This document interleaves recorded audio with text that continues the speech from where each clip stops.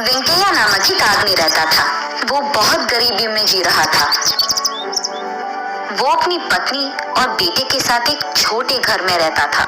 वेंकैया एक छोटे होटल में काम करता था। वेंकैया का मालिक रंगैया, जो हर रोज की कुली उसे देता था, वो वेंकैया को बिल्कुल काफी नहीं था। इसी कारण वो तीनों अच्छा खाना खाकर बहुत दिन हो गए थे। वेंकैया की पत्नी कमला भी जब भी उसको वक्त मिलता था, उस गांव के कुछ घरों में साफ सफाई करना, बर्तन साफ करना जैसे काम करती थी। लेकिन वो पैसे भी उनके लिए काफी नहीं थे। इस कारण पति पत्नी दोनों एक दिन घर में बैठकर ऐसे बात करते हैं, जो भी पैसे कमा रहे हैं उसी दिन खत्म हो जा रहे हैं। ऐसे ही चलता रहा तो हम हमारे बच्चे को कैसे पढ़ाएंगे? मुझे कुछ समझ में नहीं आ रहा है जी। मुझे भी पता नहीं कमला कि हमारी जिंदगी कब बदलेगी, कि हम अपने खुद के घर में आराम से कब सोएंगे। वो दिन कब आएगा? वरना आप ऐसी छोटी मोटी काम नहीं, कुछ बड़ा देख लीजिए ना, ऐसा कुछ जो हमें ज्यादा पैसे दे। ये सुनकर वेंकैया, ठीक है कमला, कल सुबह जाकर मैं कोई दूसरा नया काम ढूंढूंगा, ऐसे कहता है। अगली सुबह वेंकैया उसके मालिक रंगैया के पास जाकर ऐसे कहता है, साहब, जो पैसे आप मुझे दे रहे हैं वो काफी नहीं है साहब, इसलिए सोच रहा था कि नया काम ढूंढ लूंगा। अरे ये कैसी बात हुई वेंकैया? अभी अभी तो व्यापार अच्छा चल रहा है, अब अगर तुम छोड़ दोगे तो कैसे होगा? बात तो सही है साहब, लेकिन ठीक है, एक काम करो, हमारे होटल में लोगों को मछली की करी बहुत अच्छी लगती है ना, तुम्हें मछली पकड़ना तो वैसे भी आता है, तुम हर रोज होटल को मछली लाओ। ऐसे करके तुम्हें भी ज्यादा पैसे मिलेंगे और मेरा व्यापार भी बढ़ेगा। ठीक है साहब, मैं कल से ही मछलियाँ पकड़ के लेके आऊंगा। ये कहकर वो वहाँ से चले जाता है। अगले दिन वेंकैया मछलियाँ पकड़ने पास में मौजूद तालाब को जाता है और वहाँ कुछ मछलियाँ पकड़ता है।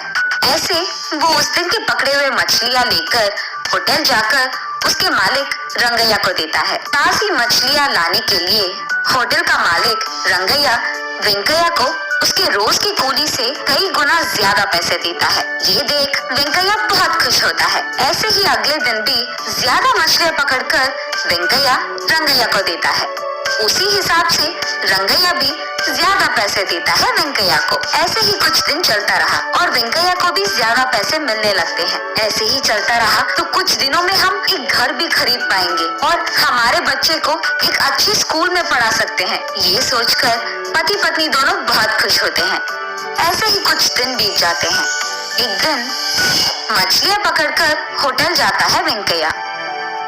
वेंकैया, व्यापार ठीक नहीं चल रहा है, कल से मैं तुम्हारे पास मछलियाँ नहीं खरीद पाऊंगा और आज भी इतने सारे मछलियाँ मैं नहीं खरीद पाऊंगा, इसलिए थोड़े ही खरीदूंगा और उनके पैसे दे दूंगा। ये कहकर कुछ ही मछलियाँ लेकर उनके ही पैसे देता है रंगैया। उसके बाद बाकी मछलियों को हाथ में लेकर वेंकैया ऐसे सोचता है, अरे रे, अभी अभी तो मैंने सोचा कि पैसे हाथ में आ रहे हैं और ऐसे हो गया।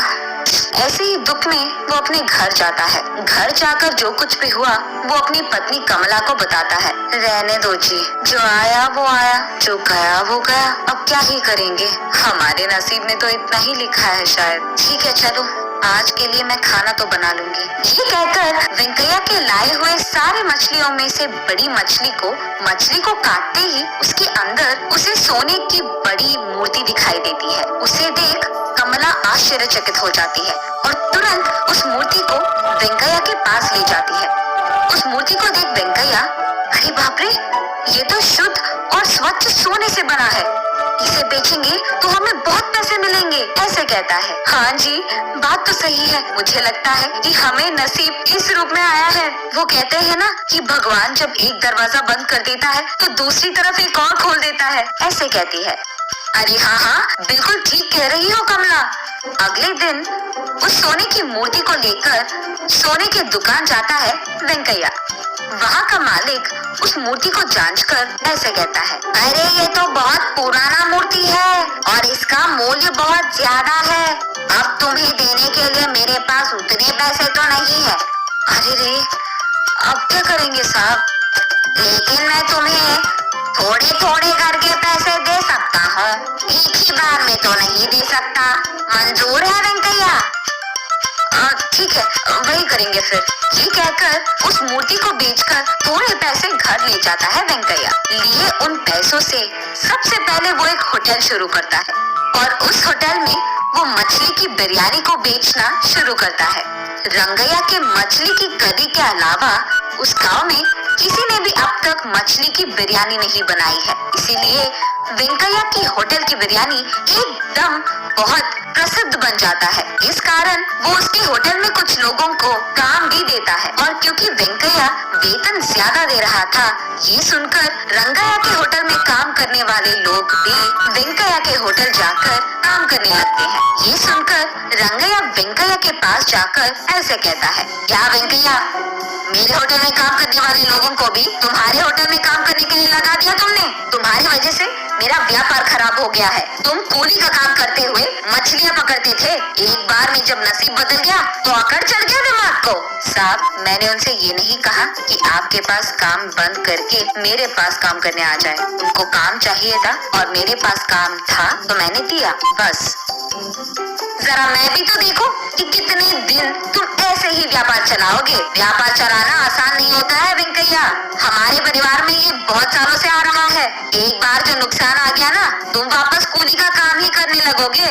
याद रखना, क्या कहीं लिखा है कि आप जैसे लोग ही व्यापार कर सकते हैं और हमारे जैसे नहीं? और वैसे भी मुझे कोई डर नहीं है साहब, अगर मेरा व्यापार नहीं चला तो मैं वापस कूली का काम कर ही लूंगा, लेकिन आप तो वो भी नहीं कर पाएंगे। आपका व्यापार वैसे भी ठीक तो नहीं चल रहा, तो जरा आप ही देख लो, कूली का काम करना है या कोई और। ऐसे आराम से रंगैया को जवाब दे देता है वेंकैया। ये सुनकर गुस्से में चुपचाप वहाँ से चले जाता है रंगैया। एक तरफ होटल चलाते हुए कमाकर, दूसरी तरफ उस सोने की दुकान के मालिक से पैसे लेता है वेंकैया। उन्हीं पैसों से उसके बेटे को एक अच्छे स्कूल में पढ़ाता है, एक अच्छा घर भी खरीदता है और उसकी बीवी को ढेर सारे गहने खरीदता है। ऐसे कुछ ही दिनों में वेंकैया काम के लिए ढूंढने के स्थान से काम देने के स्थान तक जाता है।